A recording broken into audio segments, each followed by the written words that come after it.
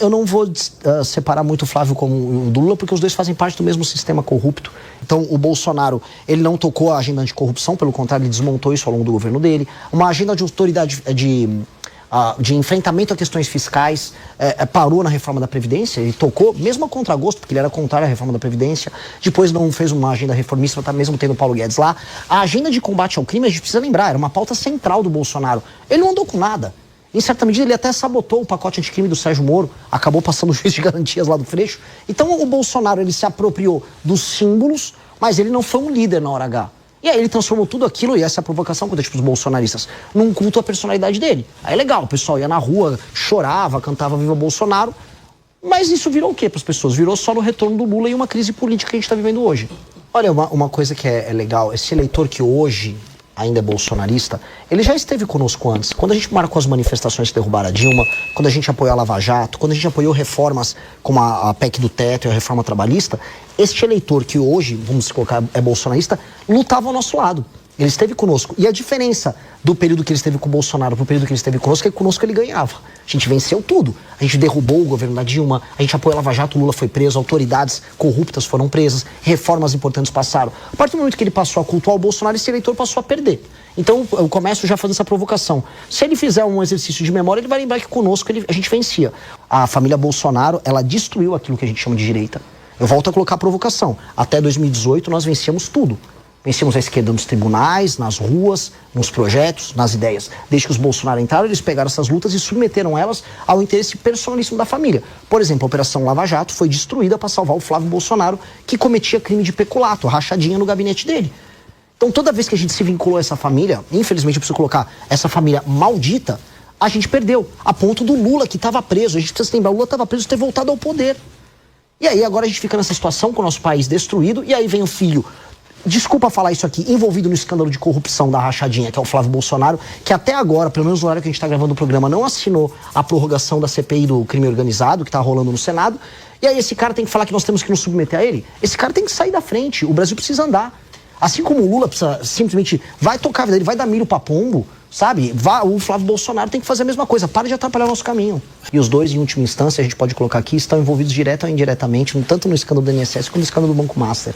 Então a gente começa a perceber que eles são parte de um arranjo político brasileiro, que é um arranjo meio que fracassado. É um arranjo que não consegue passar nada e que não tem mais imaginação no Brasil diferente. Então, no fundo, meu inimigo nessas eleições é a falta de imaginação do brasileiro. Nós não conseguimos mais imaginar um país que não tenha favela. Nós não conseguimos imaginar que a gente pode ser uma das 5 nações mais importantes do mundo, que é o que a gente nasceu para ser. O Brasil, em condições normais de temperatura e pressão, ele é para ser uma das 5 nações mais importantes do mundo. A gente já não se imagina assim. O Brasil não consegue imaginar que ele tem que ter rodovias com 5 faixas de cada lado ligando o São Paulo ao Rio. Você, na verdade, pega uma estradinha triste na Serra das Araras, indo de São Paulo para o Rio de Janeiro. A gente perdeu toda a ambição. A gente comemora quando sai uma ferrovia. Veja, a ferrovia é uma tecnologia do século XIX, não é exatamente... Né? O mundo está indo para o espaço, a gente está comemorando, nossa, talvez termine uma ferrovia. Então a gente perdeu completamente a ambição. Então quando eu falo de inimigo, eu estou só propondo coisas, ideias de futuro do Brasil. O Flávio e o Lula são coisas velhas. Eles só ficam repetindo aí os mesmos chavões. O Lula fica falando, a ditadura, o fascismo. Tá, os caras estão lá nos anos 60, 70. Flávio Bolsonaro é Salva Meu Pai, que também estava o pai dele nos anos 60 e 70. Eles só estavam em lados diferentes do PT. Eu não quero viver nos anos 70 e 70. Eu não quero viver nos anos 80 com a ditadura, com o fim da ditadura e com o começo da Constituição. Eu quero viver nos anos 2020, 2030. Eu quero saber quando o Brasil vai ter base no espaço. Eu quero saber quando o Brasil vai ser produtor de tecnologia na área de inteligência artificial. O senhor aceitando o Zema, o Ronaldo Caiado como ministro, não é também fazer uma ligação com esses nomes antigos que já estão vencidos no mercado da política? Eu não acho que essencialmente nem o Caiado nem o Zema sejam pessoas ruins. Eu acho que eles só tomam decisões políticas idiotas em não se desvincular do bolsonarismo. Quando, veja, em 2019, 2020, quando começou a aparecer para todo mundo as falhas do governo Bolsonaro, o MBL, que era o grupo político que eu fundei, começou a denunciar. E eu imaginava que o Partido Novo ia fazer o mesmo. Eu imaginava que o Caiado, que teve nas ruas comigo pelo impeachment da Dilma, ia fazer o mesmo. Aí quando eu vi, eles ficaram com medo, porque a força dos Bolsonaro nas redes sociais e eleitoral dava medo. Aí quando viu o partido deles e o projeto deles, ficou meio que condicionado às vontades do bolsonarismo. Eles não são pessoas más, mas falta essa coragem de fazer o que eu estou fazendo aqui, de avisar o rei tá nu. Não adianta a gente ser de direita, mas seguir um líder fraco como o Bolsonaro. Então, poxa, venham pro lado de cá, vamos construir um caminho. Claramente, se eles se unissem num projeto junto comigo, e as pesquisas estão mostrando isso, a gente pode apresentar um projeto de direita moderno e eficaz. Por mais que eu tenha discordâncias de coisas que aconteceram no governo do Zema, ou posturas do Caiado, poxa, eles têm coisas a agregar, seria legal pra caramba. Então, eu não tenho problema nisso. Terceira via?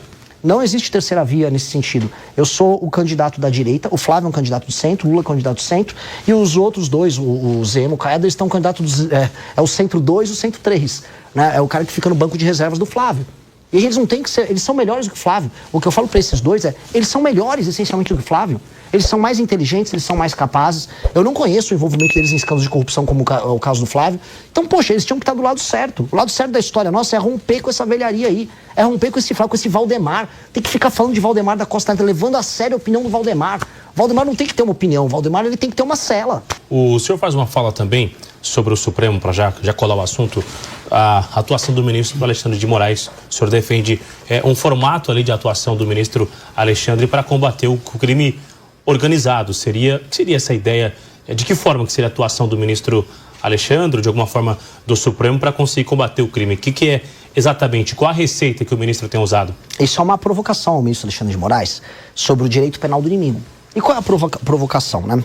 Veja, quando a gente fala em direito penal do inimigo, que significa ter uma legislação especial que retira certos direitos de defesa de um faccionado, e um faccionado entendido aqui como praticamente um terrorista, uma pessoa que nega o Estado democrático de direito, que reiteradamente comete crimes que violam direitos humanos, como é um membro do PCC, um membro do Comando Vermelho, se você vai ver entre os juristas, a comunidade jurídica brasileira, não, isso é um absurdo, isso é uma exceção. Aí beleza, eu ouço isso dos juristas, e já ouvi de ministro do STF.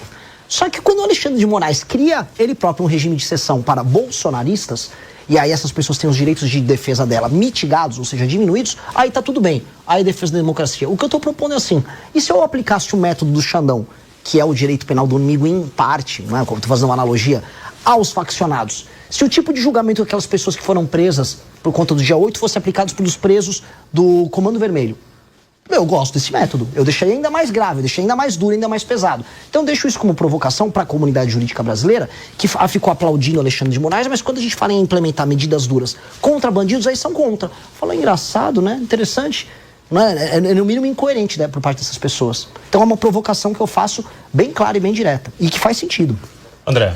Aproveitando que o senhor falou sobre segurança pública, o senhor citou o fato de incluir, enquadrar organizações criminosas como grupos terroristas, né? Tem essa discussão de os Estados Unidos talvez fazer isso, e existem algumas discussões no meio jurídico que isso poderia causar alguma interferência aqui. E também dentro do PL que foi discutido antifacção, tinha essa medida incluída, mas ela foi retirada. Você, como pré-candidato, se eleito, você vai defender que os grupos terroristas, as organizações criminosas sejam considerados grupos terroristas no Brasil?